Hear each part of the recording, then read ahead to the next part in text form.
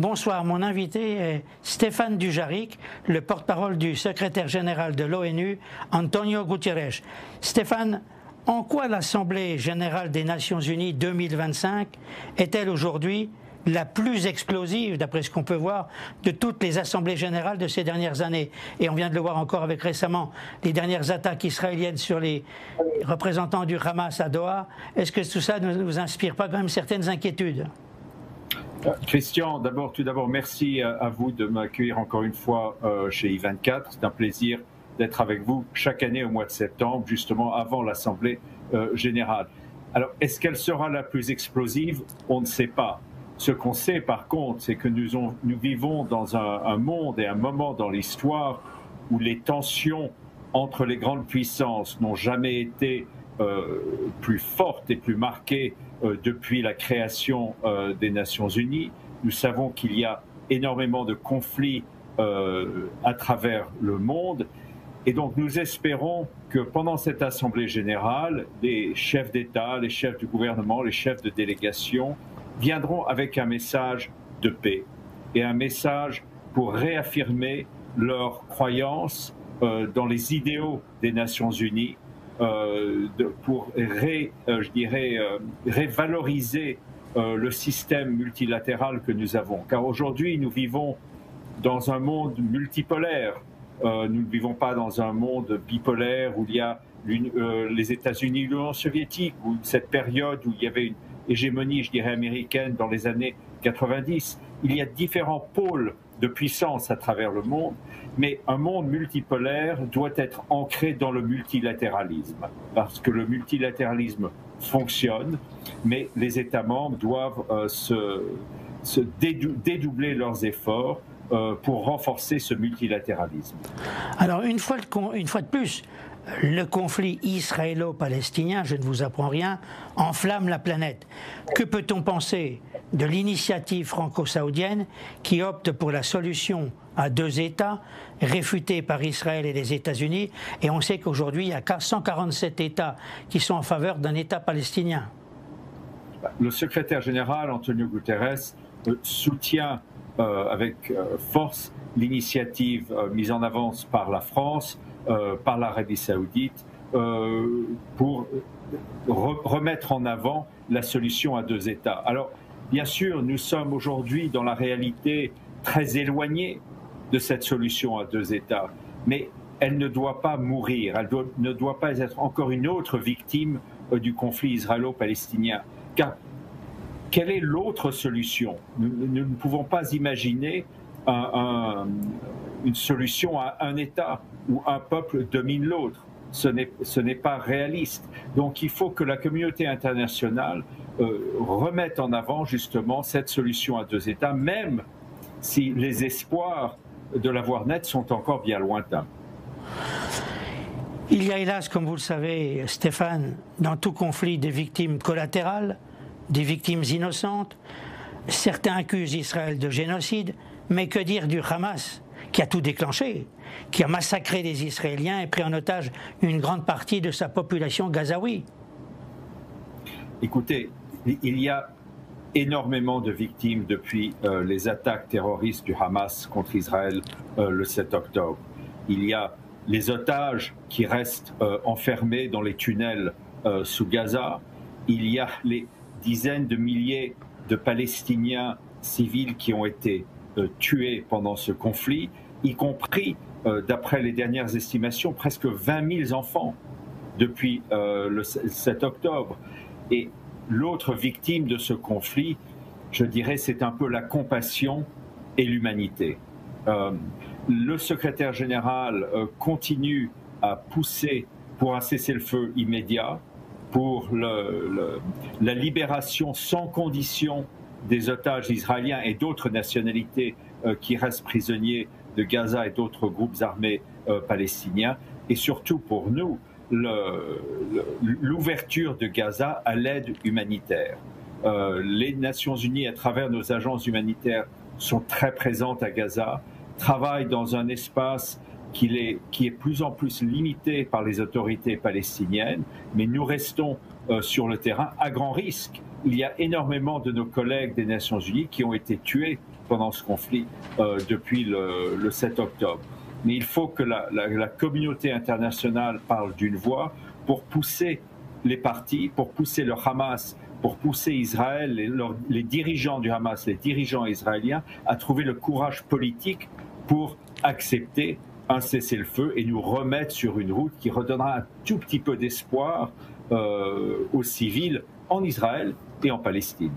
Alors, en tant qu'observateur, j'ai souvent dit que tant que le régime iranien qui veut la destruction d'Israël sera en place, le Moyen-Orient sera toujours instable.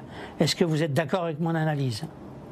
Écoutez, tous les États membres des Nations Unies doivent être respectés, leur intégrité territoriale doit être respectée. Alors, en ce qui concerne le gouvernement iranien, pour le secrétaire général, il est clair, ce gouvernement a des obligations envers la communauté internationale, surtout en ce qui concerne son programme nucléaire. Elle a des obligations envers l'agence nucléaire des Nations Unies. Nous poussons le gouvernement à travailler de façon positive avec l'AIEA, cette agence, mais il est clair que tous les pays de cette région doivent tout faire pour calmer le jeu, non seulement en ce qui concerne les actions militaires, qu'on continue de voir, que ce soit les missiles que les Houthis lancent sur Israël, que ce soit les tensions qui continuent au sud Liban ou en Syrie et bien sûr à Gaza et dans d'autres lieux. Donc il nous faut une baisse de cette activité militaire et aussi une baisse de la rhétorique. On voit de plus en plus de différentes parties une rhétorique de plus en plus violente, de plus en plus, je dirais, qui pousse à l'action militaire, et tout ça doit cesser et entrer dans la direction opposée. Mais quand vous passez au peigne fin l'ensemble de la situation mondiale avec tous les conflits en cours, est-ce que vous n'avez pas le sentiment qu'on va dans le mur, si je puis dire, et qu'il n'y a pas beaucoup d'espoir à l'horizon de négociation, surtout qu'on entend souvent les Iraniens disent on est ouvert au dialogue, on est ouvert à la diplomatie, mais ce sont eux, moi je l'ai observé, je connais ces gens-là pour avoir vécu chez eux, ils temporisent, ils trouvent tous les prétextes pour ne pas avancer. Alors qu'est-ce qu'il faut faire? Écoutez, pour les Nations Unies, pour le secrétaire général, les seules solutions sont des solutions diplomatiques. Il y a des accords, il y a des obligations. En ce qui concerne l'Iran, des obligations de l'Iran vis-à-vis de l'AIEA. Il faut que ces obligations soient honorées. Nous restons, le secrétaire général, je dirais, n'est ni optimiste ni pessimiste, il continue à être déterminé de pousser les valeurs des Nations Unies, les valeurs de la négociation et les valeurs de la diplomatie. Mais est-ce que pour vous, l'AIEA, l'Agence internationale de l'énergie atomique, avec Rafael Grossi, son patron, n'est pas souvent, permettez-moi l'expression, baladée par le régime iranien? Écoutez, je crois que M. Grossi est très clair et très direct.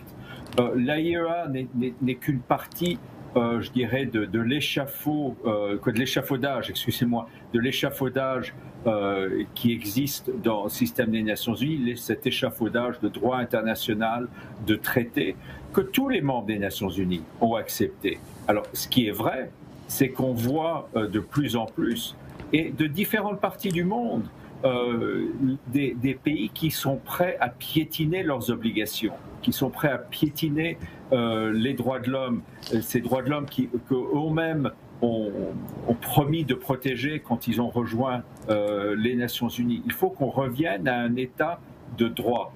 Et pour revenir à un état de droit, il faut un certain courage politique. Et nous espérons que les États membres qui viendront aux Nations Unies dans la semaine prochaine trouveront ce courage politique. Les antagonismes profonds entre blocs, on l'a vu encore récemment, Russie, Chine, Corée du Nord, et de l'autre côté, USA, OTAN, Europe, peuvent-ils mener à une situation très conflictuelle, à un troisième conflit mondial, pour vous? Écoutez, nous ferons tout pour éviter un troisième conflit mondial. Il ne faut pas oublier que cette organisation, les Nations Unies, ont été fondées juste après la deuxième guerre mondiale. Il ne faut pas oublier les leçons de l'histoire. Et je crois plus on s'éloigne justement de 1945, peut-être plus les gens ont tendance à oublier les leçons de 1945. Mais je crois qu'il ne faut pas les oublier. L'humanité ne pourrait pas survivre à un autre conflit mondial avec les armes qui sont à la disposition de beaucoup. Et non seulement des armes, je dirais, militaires, mais des armes technologiques aussi, que ce soit l'intelligence artificielle, des armes biologiques. Donc on ne peut pas se permettre d'entrer dans cette optique-là. Il faut que, une fois de plus, il faut se renouveler, redynamiser les institutions que nous avons, car les Nations Unies n'ont pas été créées pour nous mener à une utopie, comme disait l'ancien secrétaire général Dag Hammarskjöld. Elles ont été créées pour éviter que nous retombions dans l'enfer. Et nous continuons, nous, du côté des Nations Unies, du côté du secrétaire général, nous continuons ce travail. Stéphane Dujarric, je tiens à vous remercier en particulier pour avoir pris une partie de votre temps très précieux avec tout ce qui vous attend pendant cette Assemblée générale des Nations Unies. En tout cas, merci d'avoir adressé vos paroles à I24 News et au plaisir de vous avoir à nouveau. Merci à vous, Christian, et merci à toute l'équipe d'I24.